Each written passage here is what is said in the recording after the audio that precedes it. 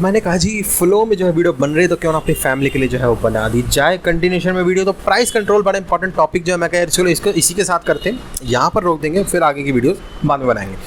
So hello guys, welcome to BBL विज्ञान। मैं प्रदीप शर्मा। हमारा सोशियो इकोनॉमिक ऑफेंसेस जो यहाँ पर चल रहा था, इसके अंदर जो हमने पीछे यहाँ पर क्या क्या बातचीत कर ली थी, हमने यहाँ पर कंट्रोल ऑर्डर्स देख लिए थे कौन कौन से दे सकते हैं और स्कोप ऑफ द एक्ट वगैरह क्या है, हिस्टोरिकल बैकग्राउंड क्या है कि भैया हमने जो यहाँ पर सप्लाई को मतलब बेसिकली एसेंशियल कमोडिटीज़ के अंदर कुछ हम चीज़ों को डाल दें ताकि उसमें फेक डिमांड क्रिएट करके पैसा जो है ना लिया जा सके लोगों से, मतलब नॉर्मल जनरल पब्लिक के हित में जो यहाँ पर बातचीत हो रही थी।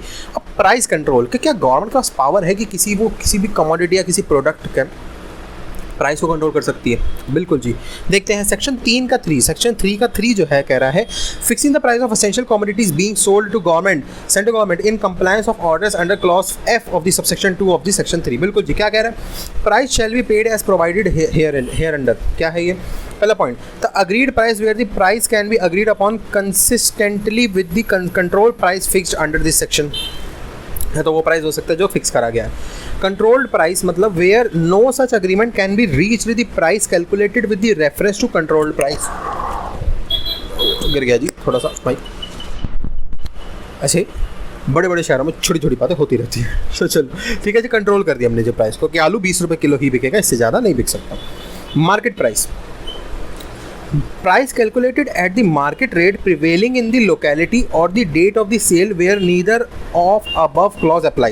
जहाँ पर एक कंट्रोल्ड प्राइस का सेक्शन नहीं अप्लाई हो रहा, उस केस में हम मार्केट प्राइस को जो है कंसिडरेशन में ले सकते हैं कि उस टाइम पर या उस पूरे पीरियड के अंदर उस लोकेलिटी के अंदर ये माल कितने में बेचा गया है और कितने में लोग उसे खुशी खुशी ले रहे हैं। सेक्शन 3 का एक कह रहा है fixing the price of essential commodities during an emergency, जैसे कोविड था, तो it empowers the central government to direct the price at which the food stuffs in any locality will be sold to general public.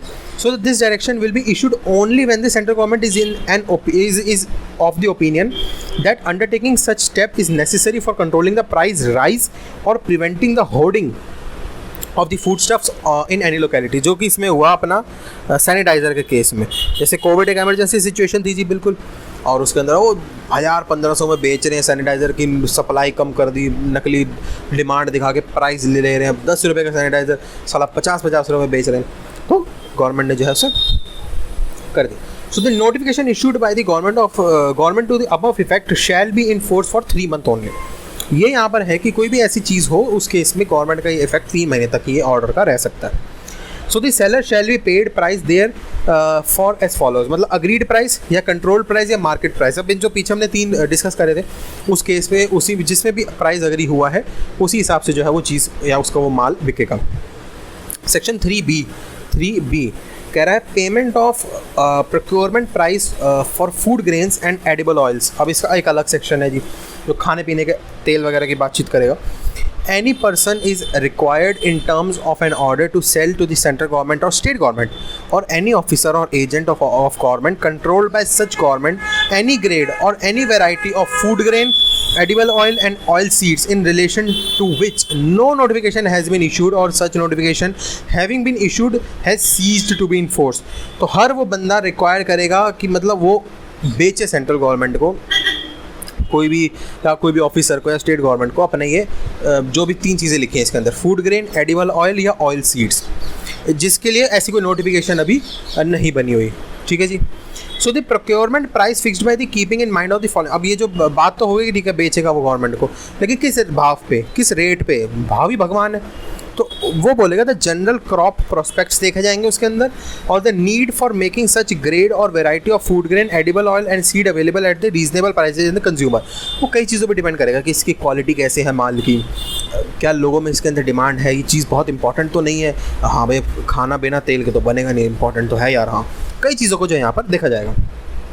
Section 3C fixing price for sugar to be paid to producer. अब oil और इसकी तो बातचीत कर ली हमने। Sugar के case में क्या होगा? Where producer of sugar is required by an order made to sell any kind of sugar to central government और स्टेट गवर्नमेंट और officer of agent of such government और टू एनी, वही ऊपर वाली लाइनें सारी, person of class must having regard to the manufacturing cost of the sugar, the duty और tax if any paid और payable thereon, a reasonable return on the capital employed in the business और the manufacturing of sugar. तो यहाँ पर भी कई वही चीज़ देखेंगे कि बेसिक जो है यहाँ पर कॉस्टिंग कितनी आई इसकी बनाने की, या फिर रिटर्न ऑन कैपिटल एम्प्लॉयड, ये हो गया मतलब कि कितना तुम्हारा लोग लगे उस चीज़ को बनाने में, उसकी रिटर्न उसको मिल जाए, मतलब उसको पैसा मिल जाए, थोड़ा बहुत ऊपर का प्रॉफिट।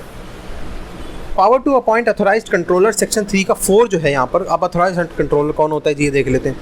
कह रहा है the authorised controller shall exercise such function of control as may be provided in the order with respect to whole और any part of any such undertaking engaged in the production and supply of the commodity. तो इसका काम यही होगा controller का कि जो भी कमोडिटी है उसके ऊपर निगरानी रखिए बेसिकली, ठीक है, सप्लाई के अंदर। The authorised controller shall exercise his function in accordance with any instruction given to him by the central government. तो वही चीज़ हो गई, ये जो कंट्रोलर है, कंट्रोलर जो है वो वही इंस्ट्रक्शंस को फॉलो करेगा जो सेंट्रल गवर्नमेंट ने उसे दी है, ठीक है जी। The person who is responsible to function as a manager of the undertaking as a part और part of it shall comply with such direction. जो भी कंपनी का मैनेजर होगा या कोई भी होगा, उसको जो भी वो कंट्रोलर जो उसे बोलेगा वो डायरेक्शन उसे मानने पड़ेंगे। अब इसके अंदर एक और टॉपिक आता है seizure and confiscation of essential commodities. क्या एसेंशियल कमोडिटीज़ पकड़ी भी जा सकती हैं अगर वो गलत तरीके से इधर से उधर ले जाई जा रहा है? बिल्कुल जी। सेक्शन 6A कह रहा है where any essential commodity is seized in pursuance of an order made under section 3। कोई भी ऑर्डर था कि भाई ये एसेंशियल कमोडिटी इतने टाइम तक नहीं बनेगी, लेकिन वो बना के ट्रकों में भेज रहे थे और पकड़े गए, तो उस केस में अब report of such seizure shall be made without any unreasonable delay to the collector of the district और the presidency town in which such essential commodity seized. तो जो भी उस एरिया का कलेक्टर होगा, डिस्ट्रिक्ट कलेक्टर जिसको बोलते हैं, उसे भेज दो, या कोई भी प्रेसिडेंसी टाउन के अंदर जो भी हो, मतलब इन्फॉर्मेशन गवर्नमेंट के पास पहुंचनी चाहिए कि भैया ये तुमने इस ऑर्डर के अंदर ये करा था और इसके अगेंस्ट जो है ये चीज़ हुई है, तो ये इन्फॉर्मेशन पहुंच जाए। अब देख लेते हैं difference between seizure and confiscation. यहाँ पर 2 वर्ड्स आए, इनका डिफरेंस क्या है जी। सीजर का SEIZURE, इसका मतलब ये होता है the expression seize means to take possession contrary to the wishes of the owner of the property and that such action is unilateral action of the person seizing। तो without the consent of the owner उसके माल को जब्त कर लेना, उसके माल को पकड़ लेना, उसे सीज बोलते हैं। कन्फिस्केशन क्या होता है फिर, पहले इसको कंटिन्यू रखते हैं। सीज का मतलब ही it also means to take possession और ऑफ और appropriate order to subject to the force और operation of a warrant order और court of other legal process. Confiscation का क्या मतलब होता है, it must be an act done in some way on part of the government of the country where it takes place in some way beneficial to that government, ठीक है जी। Confiscation का मतलब ये होगा कि किसी फ़ायदे की वजह से, मतलब गवर्नमेंट का ऑर्डर है, उसे कन्फिस्केट करके गवर्नमेंट को कुछ फ़ायदा होगा।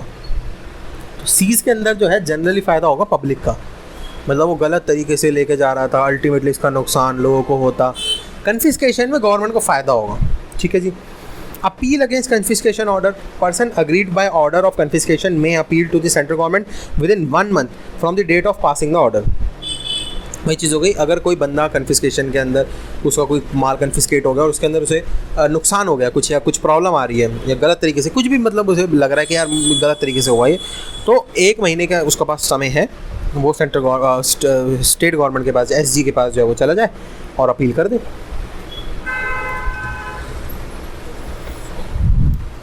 8 ऑफेंसेस या पेनल्टीज कर लेते हैं इसी में ही, करें या ना करें, बताओ कितना बड़ा है ये। शाबाश, ठीक है, ज़्यादा बड़ा तो नहीं है, 8-9 मिनट की हुई है ना, 12 मिनट की बन जाएगी, कोई नहीं।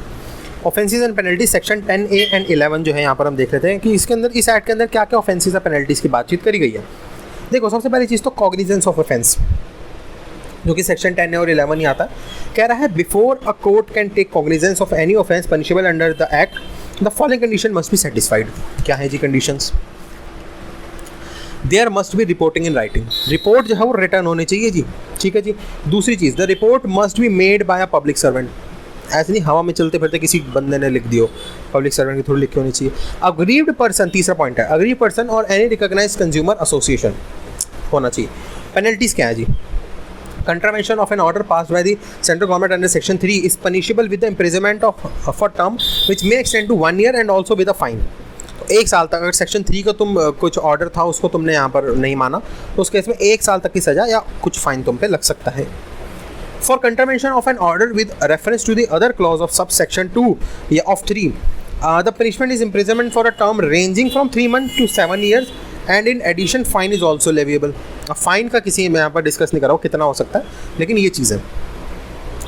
If the person to whom a direction is given under section 3 के 4 का B fails to comply with it, he shall be punishable with imprisonment for a term which shall not be less than 3 months but which may extend to 7 years and shall also be liable to fine. अब fine कितना है ये पता है. तो ऐसे कई सारे पॉइंट जो यहाँ पर पनिशमेंट के दिए हुए हैं, वो जो आप जो जहाँ पर भी आप मतलब नोट्स आपके पास किताब है नेट से पढ़ रहे हो, वहाँ पर आप देख सकते हो कई सारे जो यहाँ पर पनिशमेंट के दिए हैं. मैंने मोटे मोटे यहाँ पर इंपॉर्टेंट लिख दिए.